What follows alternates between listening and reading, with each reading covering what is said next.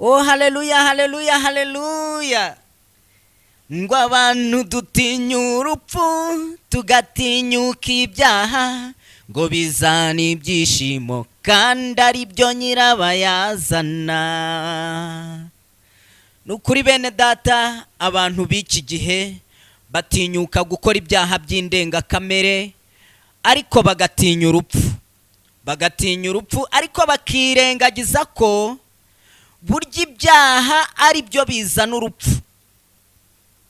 Nitwa Habamungu Jean Damascene Yosua, ndi umugabo ndubatse, mfite umudamu n'abana 3, nsengera mu itorero rya ADPR Paroisse Mugambazi.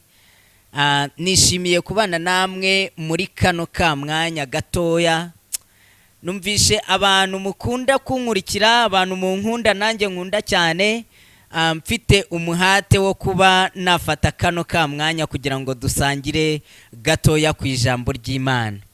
Nagira ngo rero dusangire ku magambo y'Imana, dusome muri Bibiliya mu rwandiko rwa 2 Paulo yandikiye Timotheo, hanyuma dusome ibice 3 umurongo waho wa mbere tugeze ku wa 5. Haravuga ngo umenye yuko mu minsi y'imperuka hazaza ibihe birushya, kuko abantu benshi bazaba bikunda, bakunda imiya, birarira, bibona, batukana, batumvira ababyeyi babo, indashima, batarabera, badakunda n'ababo, batuzura, babeshyerana, batirinda, bagira urugomo, badakunda ibyiza, bagambana ibyigenge, bikakaza, bakunda ibibanezeza aho gukunda Imana, bafite ishusho yo kwera ariko bahakana imbaraga zako.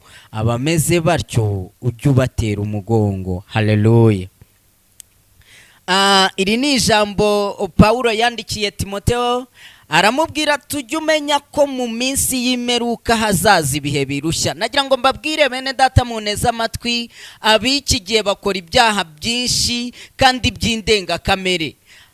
Ujya kubona ukabona muri kino gihe ibyaha byakajije umurego cyane cyane kuri za telefone, haba abantu basigaye babeshya, bakabeshya, ugahamagara umuntu akakubwira ngo dore ngeze ahangaha, ngo ndi Kigali kandi ari nko mu ntara, akakubwira ati ndi Butare kandi ari nk'Icyangugu. Abantu bakora ibyaha kuri telefone kugezaho bamwe basambanira no kuri za telefone, abandi bakahakorera ibyamfura mbi, bakifotora bambaye nk'uko bavutse, bakoherereza amafoto bagenzi babo. Nagira ngo mbabwire ko ibyaha biriho muri iki gihe byo byateye imbere, kuko ni mu gihe abantu basigaye bakora ariko bakoresha ikoranabuhanga cyane. Nagira ngo kandi muzajya mukurikirana amakuru hirya no hino, mwumve abantu bicira abandi ubusa, ukumva umugore ngo yishe umugabo yamutemaguye, ukumva umugabo ngo yishe umugore we, ukumva umwana ngo yishe se. Ibyo ngibyo mujye muzirikana yuko ari ibintu bizanira isi umuvumo, kandi bigatuma abantu bo ku isi bagibwaho n'urubanza. Iyo urebye nko muri kino gihe ubusambanyi nabwo bwakajije umurego ku rwego rwo hejuru, abantu barasambana cyane. Noneho abantu ntibagitinya no gusambanira no mu nzu y'Imana. Ikindi ndetse no mu basenga ujya kubona ukabona abantu birengagije gusenga, nabo ubwabo binjiye muri ubwo busambanyi. Noneho ubusambanyi busigaye bwaranateye imbere ku buryo abantu noneho basigaye baranarambiwe no gusambana n'abantu bahuje ibitsina, bakumva basambana n'abantu badahuje ibitsina. Umugabo akumva yasambana n'umugabo mugenzi we, umugore cyangwa se umukobwa akumva yasambana n'umukobwa mugenzi we cyangwa se umugore mugenzi we, kandi bakabyeza, bakashaka no kubyigisha ngo berekane ko bari mu kuri.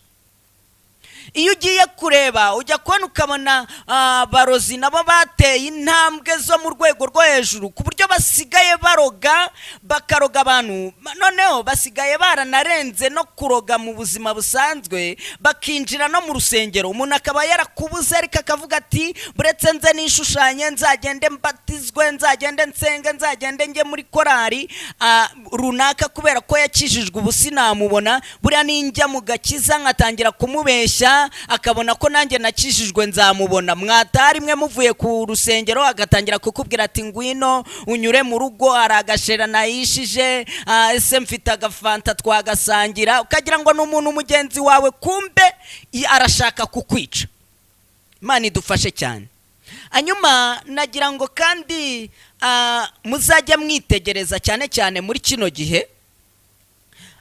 Muri kino gihe bwo n'abasenga batangiye gucika intege cyane, kuko iyi guma mu rugo nubwo yaje nanone ubona yarazanye izindi mbaraga nyinshi, aho babwiye abantu bati nyamuna mugume mu rugo, nta nubwo mwemerewe kujya mu materaniro, mushobora kwanduzanya kino cyorezo cya COVID-19. Abantu bakagendanira ko umuntu akagenda yabona icyumweru gishize 2-3 adasenze byemeye, agatangira Satani agatangira kumwegera, agatangira kujya kunywa inzoga atazinywaga, akajya kunywa ibiyobyabwenge za kanyanga, akajya kunywa imogi nawe atazinywaga, akajya mu businzi n'ubusambanyi byinshi bigiye bitandukanye atarabijyagamo. Nyamuna ibi ni ibihe bikomeye.